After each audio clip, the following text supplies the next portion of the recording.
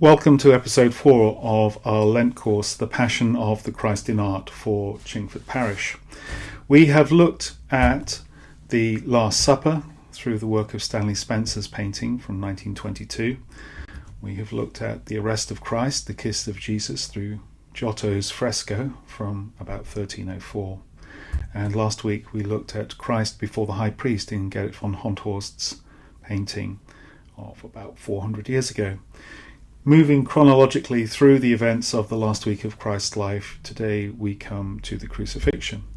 And our painting for today is Marc Chagall's White Crucifixion from 1938 in the Art Institute of Chicago. Chagall's life is an interesting one. Most books say that he was born on the 7th of July in Vitebsk in Belorussia, part of the Russian Empire, now in Belarus. But the 7th of July date, which was so important to Chagall in his life because he liked the symmetry of 7787, was due to a miscalculation on the differences between the Julian calendar, which was in use in the Russian Empire, and the Gregorian calendar in the use in Western Europe. In the 19th century, there were 12 days difference between the two.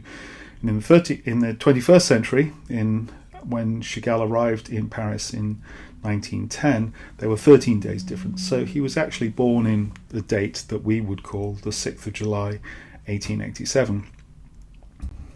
He was born Moishe Chagall, the oldest of 9 children of Sahar and Fege Itel Chagall.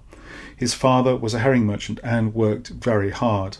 But even though he worked very hard and his life was full of physical labour, the family were moderately prosperous because of the amount of work that Sahar was able to do. The family were devoutly Orthodox Jews. They were Hasidic, a group within Judaism whose chief principle was communion with God for the purpose of uniting with the source of life and influencing it, as the Jewish Encyclopedia says. This communion is achieved through the concentration of all thoughts on God and consulting Him in all the affairs of life. This became increasingly important to Chagall as he went through his life. In his early life, he entered the art school of Yehuda Penn. This is the family house in Vitebsk, which is now an art museum there. And by 1907, he was living in great poverty in St. Petersburg, trying to struggle to make it as an artist. And eventually he became a member of the Imperial Society for the promotion of the arts. He regularly returned to Vitebsk to visit the family of Bella Rosenfeld, who was the daughter of a well-to-do jeweller and the great love of his life. But in that early period of his life, although he really didn't have many prospects to demonstrate to Bella's family, let me marry your daughter, I am a struggling, starving artist. That didn't go down very well. So they had an understanding, but no marriage. One of his early great works is the painting The Dead Man from 1908. It's now in the Pompidou Museum in Paris. Jacob Baal Teshuvah, who wrote a very expensive and comprehensive monograph on Chagall for Taschen books, says, "This astonishing early work produced in 1908 in St. Petersburg is one of the best of the many narrative paintings depicting scenes from Vitebsk. It was chosen, together with paintings of other students of the Svanziva School, for an exhibition in 1910 in the premises of the journal Apollon. A corpse is lying on a dark street, surrounded by several burning candles. The warm light of the breaking dawn in the background contrasts with the tragic darkness of the street. Chagall asked himself, how could I paint a street with psychic force but without literature? How could I compose a street as black as a dead man without symbolism? This picture is an impressive and convincing answer to that question. While a woman mourns the dead, a road sweeper goes about his work unmoved, and Chagall's uncle sits on the roof playing his fiddle as if nothing happened. And how can we remain sat on the roof? I'll give you the answer in one word: tradition. And if this is a familiar scene to you from the opening of the film and the musical Fiddler on the Roof, then that's no coincidence at all.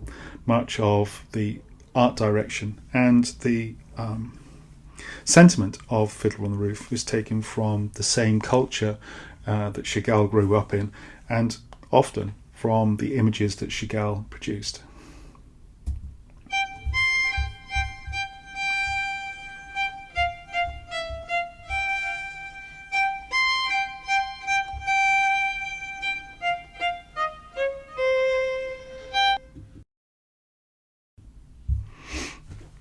In 1911, he moved to Paris to further his career as an artist, and he joined the La Ruche artists' colony. Encyclopaedia Britannica says the first 4 years of his stay in the French capital are often considered Chagall's best phase. Representative works include Self-Portrait with Seven Fingers, I and the Village, which we'll talk about in a minute, Hommage à l'Apollinaire, Calvary of 1912, The Fiddler, and Paris Through the Window. In these pictures, the encyclopedia continues, Chagall was already essentially the artist he would continue to be for the next 60 years. His colours, although occasionally thin, were beginning to show the characteristic complexity and resonance he would eventually achieve. The often whimsical figurative elements, frequently upside down, are distributed on the canvas in an arbitrary fashion, producing an effect that sometimes resembles a film montage and suggests the inner space of a reverie. The general atmosphere of these works can imply a Yiddish joke, a Russian fairy tale, or a vaudeville term.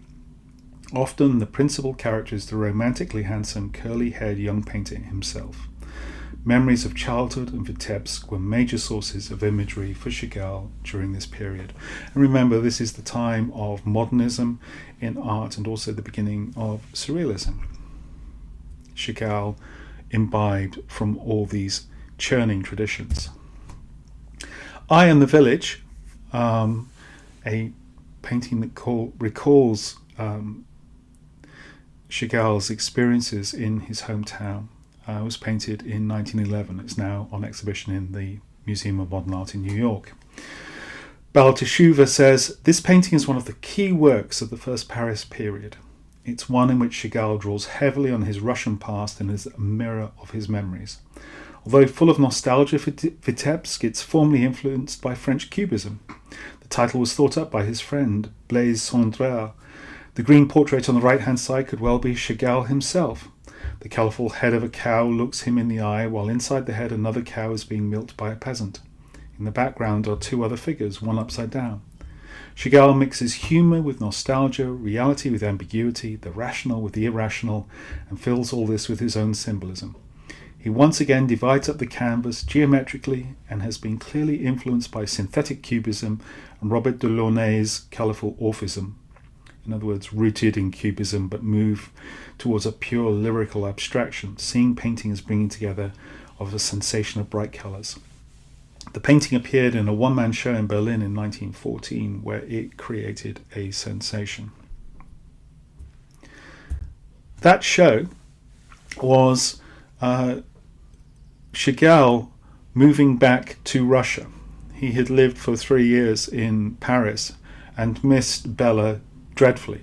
So he decided to return to Vitebsk to marry her and take her back to Paris, and had a show in Berlin on the way. Unfortunately, he arrived in Vitebsk just in time for the outbreak of the First World War and the closure of the border between Russia and Germany, and he was trapped back in the Russian Empire.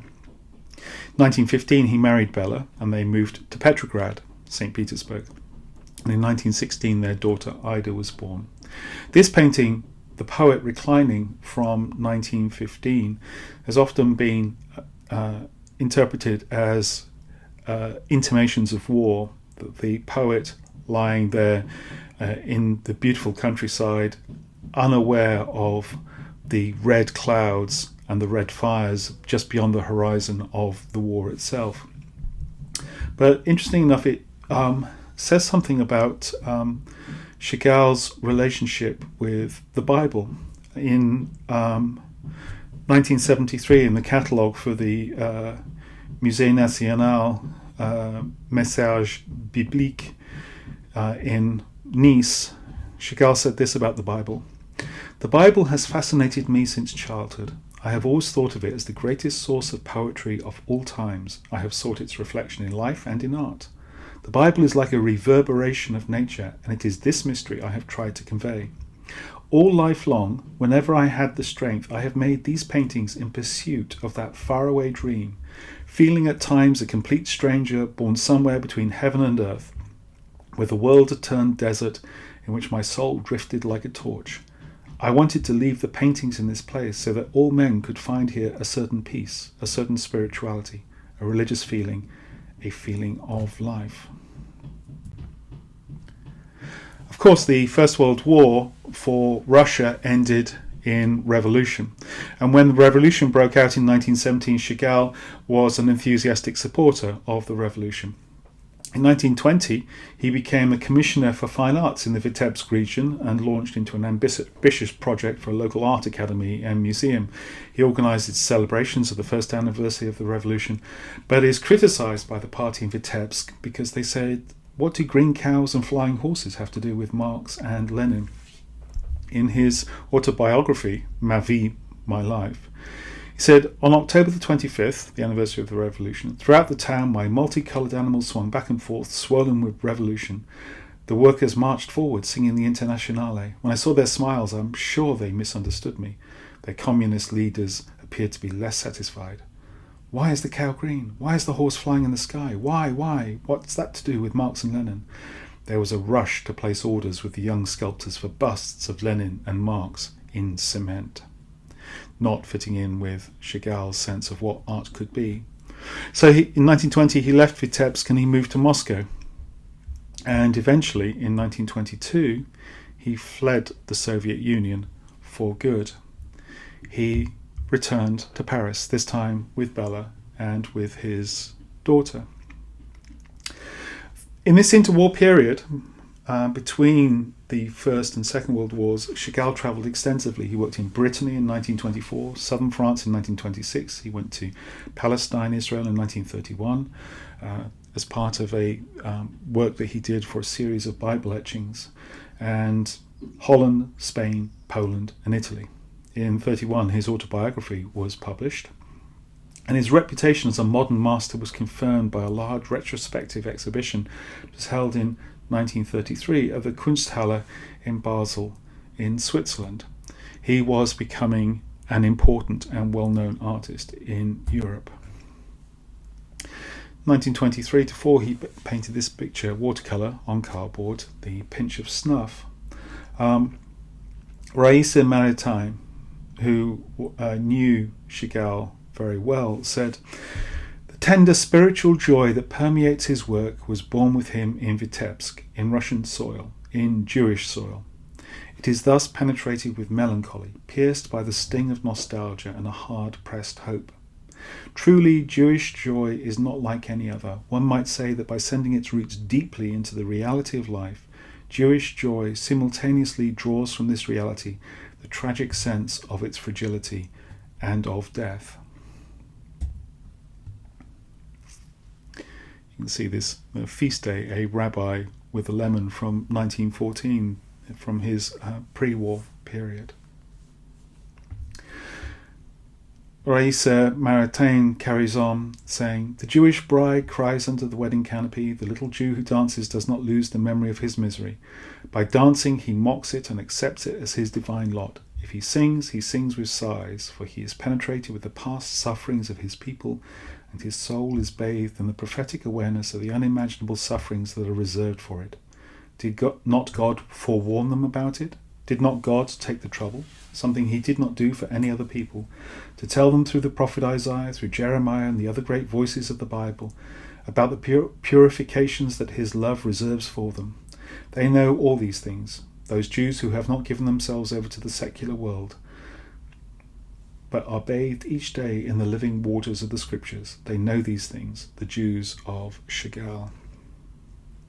This is one of the interesting paradoxes of Chagall, that he was a man who was completely at home in the world of modernism and of art movements, of cubism, synthetic cubism, surrealism, the world of exhibitions and retrospectives, and yet he found himself increasingly returning to the mystical traditions of his childhood.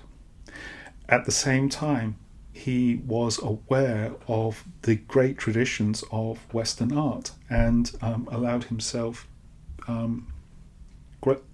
enormous amounts of time in order to study how artists in the past had represented the human condition, pain, suffering, and the yearning for transcendence. So, for example, a crucifixion, an icon written. You always write icons, you don't paint icons. An icon that was written in Russia in about 1850 of the Crucifixion, with Christ at the centre on the relief, the metal relief, and figures standing around. He was fascinated by the work of El Greco, a nickname, the Greek, who painted mostly in Habsburg Spain at the turn of the 16th and 17th century. Again, El Greco using distortions of what we would think of as realistic perspective in order to express a greater truth. And it's interesting that for a Jew, that these explorations had their own expression in his work. So in 1912, he painted his painting Golgotha, Calvary, which is in the Museum of Modern Art in New York. Chagall was fascinated by the Christian theme of the crucifixion because it, for him, symbolized the suffering of the Jewish people. It was a Jew, after all, who was being crucified. This important painting was his first portrayal of the crucifixion and was followed by many more during the course of his life. It met heavy criticism within the Jewish community, and it's often seen as a challenge to and a departure from Russian iconography, like the Russian icon of the crucifixion we've just seen. Like many icons, it's divided into a number of narrative elements and structures. There is a whole story that is going on there. Chagall said in 1949, "I wanted to portray Christ as an innocent child. Now, of course, I see things differently. When I painted this work in Paris, I wanted to free myself psychologically from the outlook of the icon painters and from Russian art altogether." It was first exhibited in 1913 under the title Dedicated to Christ in Berlin, and it was one of the first of Chagall's works to be sold in Western Europe. Which brings us from a representation of the crucifixion painted in 1912 to a representation of the crucifixion painted in 1938. Franz Meyer, the art historian who was Chagall's daughter Ida's second husband, said, "Unlike the 1912 Golgotha, the theme here is not a transcendental phenomenon in which the blue child seems to float rather than to hang on the cross. This Christ is really crucified, stretched in all his immense pain above a world of horror. Men are hunted, persecuted, murdered. A fearful din fills the vast ivory space," a phrase that Raissa Maritain uses. "He dominates and permeates as if he wanted to bear it all and give it a meaning." But although Christ is the central figure, this is by no means a Christian picture. The scenes that frame the cross, twinned round it like a crown of thorns from the shattered village to the pillaged burning synagogue, constitute an exemplary Jewish martyrology. Curiously, in that respect, that Chagall is following in the footsteps of a long Christian tradition of the representation of the crucifixion of Christ. There is a representation, a tradition called the Arma Christi, in which the tools or the implements of the crucifixion are shown as part of the crucifixion, laid out as it were, showing all the mechanisms by which Christ was crucified. So here, from this book Illumination from the Netherlands in 1490, we have Christ raising the dead in the presence of Mary and John the Baptist, and the four angels around Christ holding the instruments of the Passion. So the crown of thorns, the pillar on which Christ was tied to be whipped, the lance that pierced his side, the cross that he was nailed to. And if that's not familiar to you, then all you have to do is look up at the ceiling of St. Peter and Paul's Church in Chingford, because on the crossbeams of the parish church we have representations of the Arma Christi. So from left to right we have the ladder, which was used to climb up to nail the titulus, the sign over Jesus' head, the spear that was plunged into his side, and the sponge on a branch that was held up to Christ's mouth. Below that, the three nails that were nailed into him and the crown of thorns. Below that, the bag of money that was given to Judas, and below that, the hammer and the pliers that were used by the soldiers executing Jesus. And those representations are repeated throughout the roof of the church. So next time you're listening to one of my sermons, you can look up and you can meditate upon the Passion of Christ in that way. There was also a tradition in Western art of a representation of the Mass of St. Gregory, in which Pope Gregory the Great, one day was saying Mass, and in which there were some people in the congregation who were sceptical of the significance of Christian theology, that the body and blood of Christ were truly present in the accidentals, the manifestations of bread and wine. And as Pope Gregory was celebrating, the legend goes is that behind the altar there was a vision which was seen by all of Jesus as the man of sorrows, surrounded by the instruments of the Passion. So how many of them can you recognize here that we've seen already? There's one which I don't think is in St. Peter and St. Paul's. On the top of the pillar to which Christ was tied when he was scourged, there's the cockerel who announced the dawn and the moment of Peter's betrayal, the jug of water that Pilate uses to wash his hands, and so on. In this way, Chagall's White Crucifixion can be seen as a updating or a transposition of the Arma Christi to the modern world, and around Christ on the cross in the centre of the picture are the means by which he is suffering in the world today. In the bottom left hand corner, the chap in the blue jacket originally had a sign around his neck which said Ich bin Juden, I am a Jew.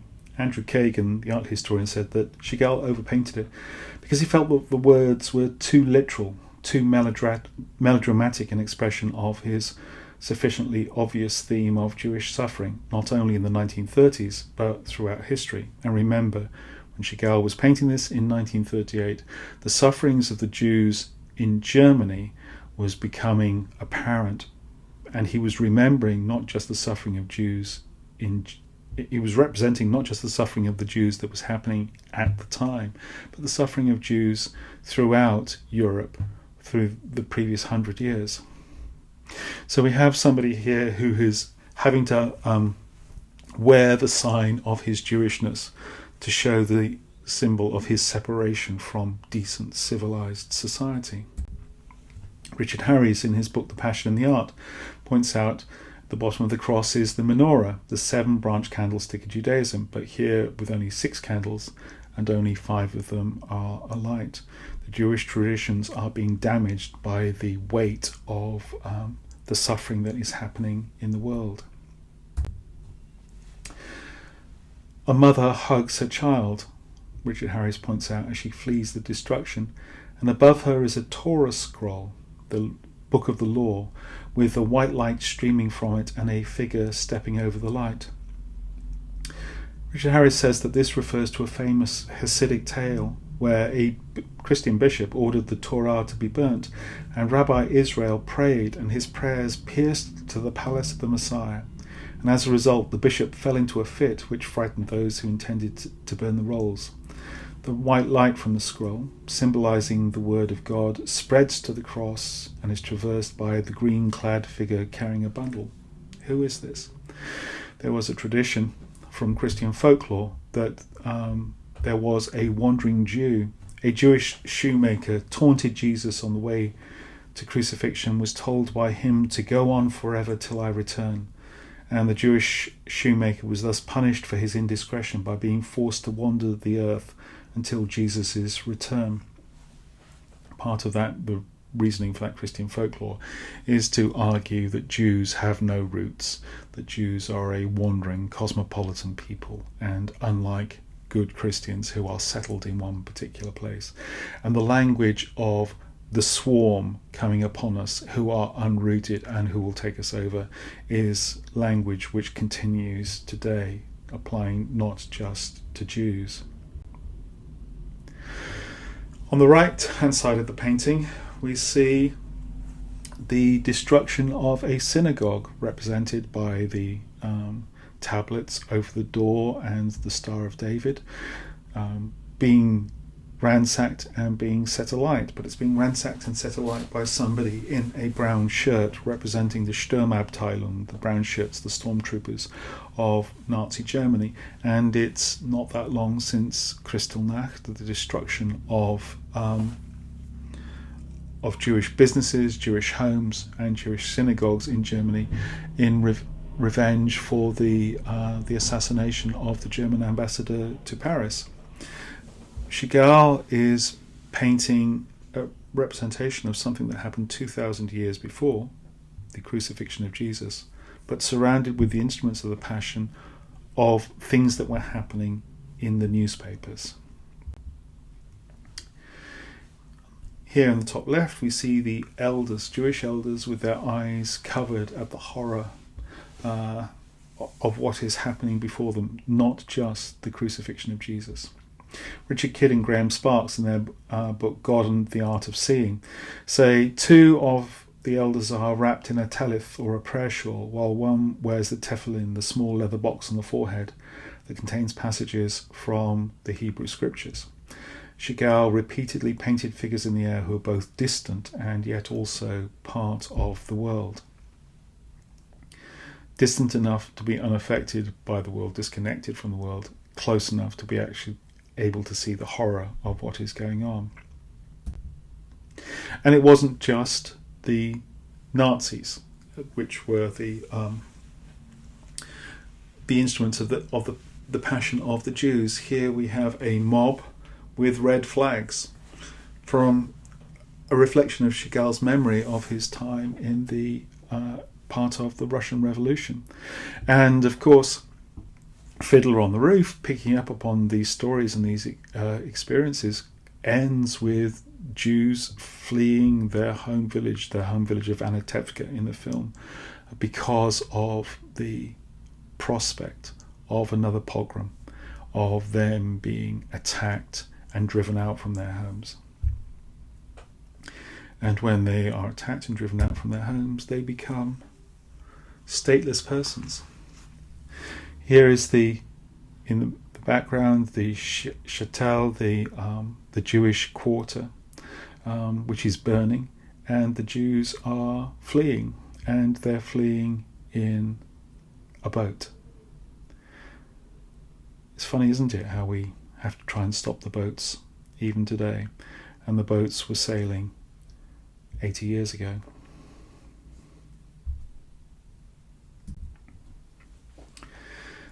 Above the head of Christ is the traditional titulus, the sign saying who he is, RNRI, in the Latin initials for Jesus of Nazareth, King of the Jews. But Andrew Kagan says that Chagall was not making any theological statement about the person and nature of Jesus. This was not a confession of Christian faith. Rather, he sought a symbol that would be as accessible as possible throughout the world to serve as a plea for help. In his thinking, Christ was not the Son of God. Rather, he believed that Christ is a poet, the universal poet of Jewish suffering and of the suffering of all peoples in despair. Franz Meyer, Chagall's son-in-law, said, "This Christ's relation to the world differs entirely from that in all Christian representations of the crucifixion. There it is not the world that suffers, except in grief for his death on the cross. All suffering is concentrated in Christ, transferred to him in order that he may overcome it by his sacrifice. Here, in Chagall's painting instead, although all the suffering of the world is mirrored in the crucifixion, suffering remains man's lasting fate and is not abolished by Christ's death. So Chagall's Christ figure lacks the Christian concept of salvation. For all his holiness, he is by no means divine. This Christ is a man who suffers pain in 1,000 forms, yet finally always in the same form, a man who is eternally burned by the fire of the world, and yet, being an archetype, remains indestructible. It is not his divine, but his human nature that Christ's suffering preserves."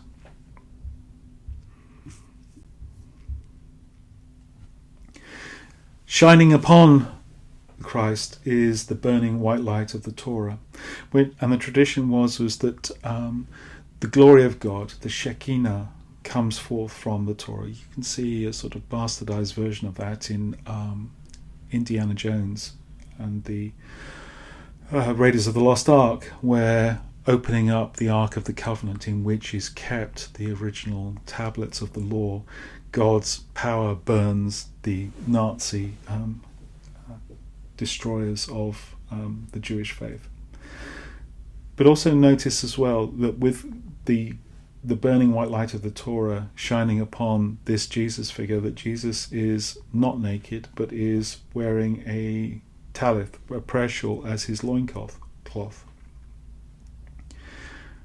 Chagall is making sure that Jesus' identity as a Jew is very, very strongly asserted. And it might seem like it's unnecessary for us today to remember that Jesus was a Jew, but not so in Chagall's time, because there were plenty of anti-Semitic Christians who attempted to demonstrate that Jesus couldn't possibly have been Jewish and was actually from a tradition outside of Judaism. We can't have the Messiah or even a good man as being a Jew, because the Jews, nothing good can come from them at all. Chagall was in France when the Second World War broke out, and was in France when France fell in the spring of 1940. He and his wife and daughter fled to Marseille away from the German forces, and recognizing what was likely to happen to him, attempted to get out of France, and was eventually one of the very few lucky ones who was given passage to New York. And he settled in New York for the remainder of the Second World War, during which time his beloved Bella died, and he was devastated by her death. He moved back to Paris after the war, and continued painting and designing all different types of works of art, famously painting the ceiling of the Paris Opera House. And there is a church, would you believe, in Tudley in Kent, in which all 12 windows are Chagall designed stained glass. He also has some of his stained glass designs in the cathedral in Reims. By the time Serena Davis, in a review of a biography of Chagall in 2008, said, "By the time he died in France in 1985, the last surviving master of European modernism, outliving Juan Miro by 2 years, he had experienced at first hand the high hopes and crushing disappointments of the Russian Revolution, and had witnessed the end of the Pale of Settlement, the near annihilation of European Jewry, and the obliteration of Vitebsk, his hometown, where only 118 Jews out of a population of 240,000 had survived the Second World War. This was painted before that destruction happened, and it was a forewarning of what happens when humanity loses its humanity and the suffering of the entire world is laid upon the shoulders of one man and one people. So today we have looked at a Jewish representation of the Crucifixion, and next week for our final painting in our journey through Christ's Passion, we shall look at the Descent from the Cross.